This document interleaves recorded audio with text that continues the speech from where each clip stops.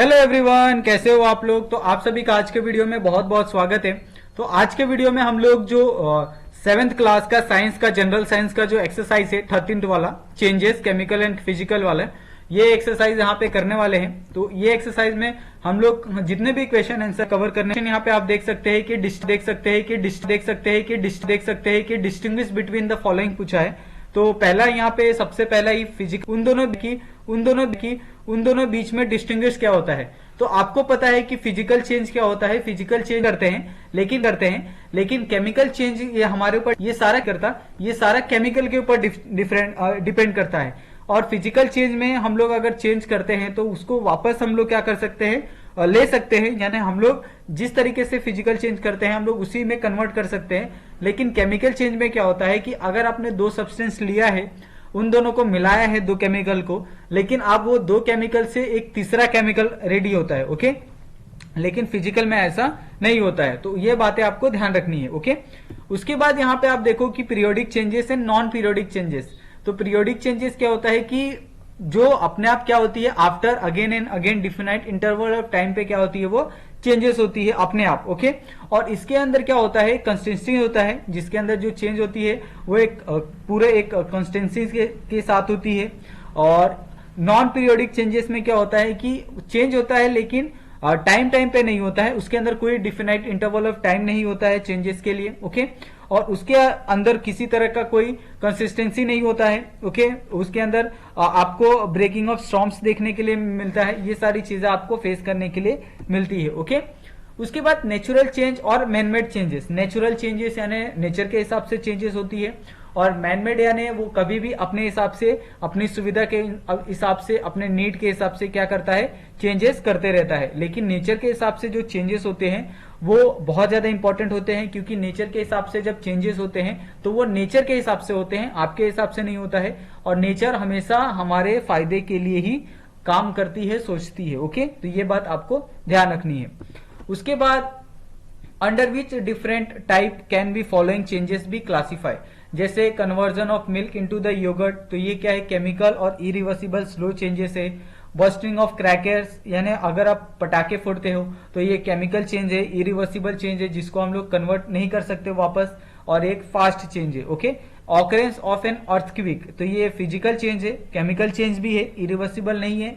Okay, और natural है। Okay, revolution of the earth around the sun, ये एक पीरियोडिक चेंजेस है जो डेली के डेली होती है। ओके, स्लो है, नेचुरल है। ओके, इसमें आप किसी तरह की कोई आप मैनमेड चीजें नहीं कर सकते। उसी तरह से गिव अ रीजन, जैसे आपको रीजन पूछा है कि while purchasing can food it expiry date should be check. तो क्या हम एक्सपायरी डेट को चेक करते हैं कभी भी कैन फूड खरीदते समय? और एक्सपायरी डेट क्यों इंपॉर्टेंट होती है कैन फूड पे?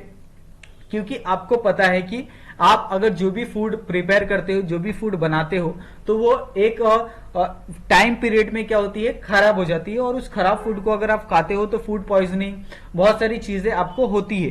तो इसके लिए कभी भी अगर आप कैन फूड खरीदते हो, कोई भी फूड हो, तो उसके ऊपर आप एक्सपायरी डेट देख लो कि जितना ज्यादा एक्सपायरी डेट लंबा होगा उतना ज्यादा दिन तक आप उसको इस्तेमाल कर सकते हो। अगर आप एक्सपायरी डेट होने के बाद अगर आप उस फूड को यूज करते हो तो ऑफकोर्स आपको उससे बहुत सारी जो बीमारियां हैं वो होने के जो चांसेस है वो बढ़ जाते हैं। इसके लिए मेरा यही कहना है कि अगर आप जितना ज्यादा कैन फूड को अवॉइड कर सकते हो, आप फ्रेश मील को जितना ज्यादा प्रिपेयर कर सकते हो, वो ज्यादा इंपॉर्टेंट है। ओके, कैन फूड को आपको अवॉइड करना चाहिए एज मच एज जितना हो सकता है। Okay, iron article should be given a coat of paint. तो आपको पता है कि आपके आजू बाजू कितने भी आप देख लो कि आपके आजू बाजू आपके जो इलेक्ट्रिसिटी के पोल होते हैं ना, वो इलेक्ट्रिसिटी के पोल आप बारिश के बाद देखोगे तो उसके ऊपर रस्टिंग आ जाती है। तो इस रस्टिंग को प्रोटेक्ट करने के लिए, रोकने के लिए जो आसपास के ग्राम पंचायत हो गई या फिर म्युनिसिपल पार्टी हो गई, म्युनिसिपल कॉर्पोरेशन हो गई, ये सारी चीजें अपनी तरफ से क्या करवाते हैं, उसके ऊपर पेंट की कोटिंग करवाते हैं। ओके, ये सारी चीजें आपने देखी होगी।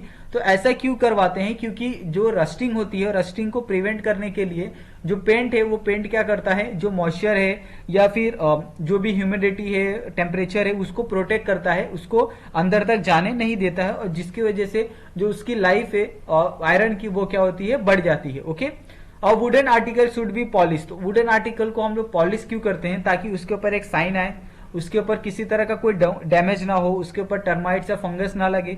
और ये जो पॉलिश होता है ये एक अलग तरीके का पेंट होता है, पॉलिश पेंट होता है, जिसका इस्तेमाल हम लोग वुड के लिए करते हैं। ओके, तो ये आप समझ गए होंगे। उसके बाद copper and the brass utensil should be tin. Okay, तो आपको पता है कि टिन एक ऐसा एलिमेंट है जिसपे आप रस्टिंग नहीं होती है। ओके, और हमेशा वो प्योर स्टेट में होता है। और आपको पता है कि कॉपर और ब्रास के जो यूटेंसिल्स होते हैं उनका इस्तेमाल हम लोग सर्जरी के लिए करते हैं, हम लोग मेडिकल पर्पस के लिए करते हैं। तो ऑफकोर्स अगर आप मेडिकल पर्पस के लिए किसी भी चीज का इस्तेमाल करते हो तो अगर वो खराब होगी तो इससे क्या होगा कि जिस व्यक्ति का उससे इस्तेमाल किया जा रहा है, जिस व्यक्ति पे इसका इस्तेमाल किया जा रहा है, वो क्या होगा, अफेक्टेड होगा और उसको बहुत सारे इन्फेक्शन हो सकते हैं, बीमारियां हो सकती है। Okay, a dry angry chief get wet at the one dipping in the water answer. Okay, तो उसके बाद यहाँ पे आप देखो कि अगर आप किसी हैंकरचीफ को अगर पानी के अंदर डिप करते हो तो वो तुरंत गीला हो जाता है, लेकिन गीले हैंकरचीफ को अगर आप ड्राई करने के लिए रखते हो तो वो बहुत ज्यादा टाइम लेता है। तो ऐसा क्यों होता है, क्योंकि जब आप ये करते ऑब्जर्व करता है किसी भी चीज को पानी, तो मतलब वाटर को जब ऑब्जर्व करता है तो ये फास्ट प्रोसेस होता है। लेकिन अगर आप वही सेम चीज अगर आप ड्राई करने के लिए रखते हो तो उसमें क्या होता है, प्रोसेस होता है इवापोरेशन का, और इवापोरेशन का जो प्रोसेस होता है वो स्लो प्रोसेस होता है, इसकी वजह से वो बहुत टाइम लेता है। ठीक है, what will you take into the account while identifying the following. अगर आप physical change in the substance, अगर आप फिजिकल चेंज किसी सब्सटेंस में देखते हो तो क्या क्या चेंजेस हो सकते हैं, जैसे उसकी प्रॉपर्टी हो गया, उसकी कंपोजिशन हो गया, वो क्या होती है फिजिकल चेंज में रिमेन रहती है, उसके अंदर कोई चेंजेस नहीं आती है। लेकिन अगर केमिकल चेंज में अगर आप देखते हो सब्सटेंस में, अगर आपने दो सब्सटेंस लिया है, सपोज अगर आपके पास ये ए है, ओके, और अगर आप ए में क्या करते हो, बी मिलाते हो, ठीक है, तो इससे जो प्रोडक्ट बनेगा वो आपका ए बी नहीं बन के सी बनेगा। ओके, क्योंकि ये केमिकल चेंज हो रहा है, केमिकल चेंज में ए केमिकल आपका कुछ और है, बी केमिकल आपका कुछ और है, तो क्या होगा, इससे आपका जो प्रोडक्ट बनेगा वो आपका क्या होगा, दूसरा एलिमेंट होगा। क्योंकि केमिकल चेंजेस क्या होते हैं, इरिवर्सिबल नहीं होते हैं। ओके, और इसके अंदर जो चेंजेस होते हैं वो क्या होते हैं, विद इन अ टाइम होते हैं, और taking place it will be the chemical change. Okay, उसके बाद read the paragraph and note down the various type of changes in the mention. तो आपके पास यहाँ पे ऑलरेडी एक पैराग्राफ दिया है, ये पैराग्राफ को आपको रीड करना है, और पैराग्राफ को रीड करके आपको क्या करना है, यहाँ पे आंसर लिखना है। जैसे it was nearing 6 o'clock in the evening, तो ये रिवर्सिबल है, यानी वापस 6 बजेंगे, पीरियोडिक है, रोज 6 बजते हैं। द सन वॉज सिटिंग, ये भी पीरियोडिक है, रोज सनसेट होता है, रोज सनराइज होता है। अब ब्रास वॉज ब्लोइंग, ओके, तो ये एक फिजिकल चेंज है। अगर आप खुद से करते हो किसी भी ब्रास को, अगर आप ये करते हो, पॉलिश करते हो, तो वो ब्लो करता है, लेकिन नॉन पीरियोडिक है। ओके, ये वापस नहीं होता है। Okay, leave on the tree where the shaking, तो ये फिजिकल चेंज है। ओके, और ये पीरियोडिक है, और ठीक है। उसके बाद he was sitting on the courtyard rolling mills of the wait soil and saving them into, क्या बोलते हैं, shaping them into the various toy, तो ये एक फिजिकल चेंज है।